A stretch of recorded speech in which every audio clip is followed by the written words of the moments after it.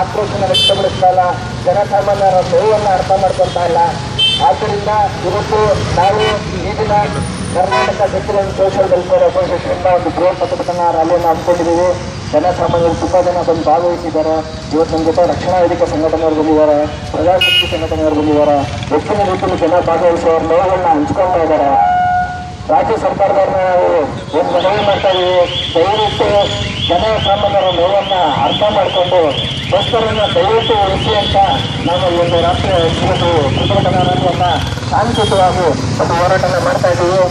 ರಾಜ್ಯ ಸರ್ಕಾರಕ್ಕೆ, ವಿರೋಧ ಪಕ್ಷದಲ್ಲಿ ಕೂತಿರುವಂತಹ ನಾಯಕರಿಗೆ, ರಾಜ್ಯ ಸರ್ಕಾರಕ್ಕೆ, ವಿರೋಧ ಪಕ್ಷದ ನಾಯಕರಿಗೆ, ರಾಜ್ಯ ಸರ್ಕಾರಕ್ಕೆ, ಸಾರಿಗೆ ಸಂಸ್ಥೆ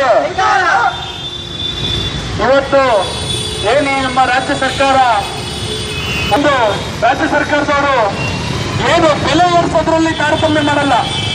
ಏನೋ ಸರ್ಕಾರ ಇವ್ರ ಖರೀದಿಗೆ ಬರ್ಕೊಟ್ಟಿರೋ ತರ ಇವರು ಬೆಲೆ ಏರಿಸೋದ್ರಲ್ಲಿ ಯಾವುದೇ ರೀತಿಯಲ್ಲಿ ಯೋಚನೆ ಮಾಡಿದ್ರೆ ಏರಿಸ್ತಾರೆ. ಆದ್ರೆ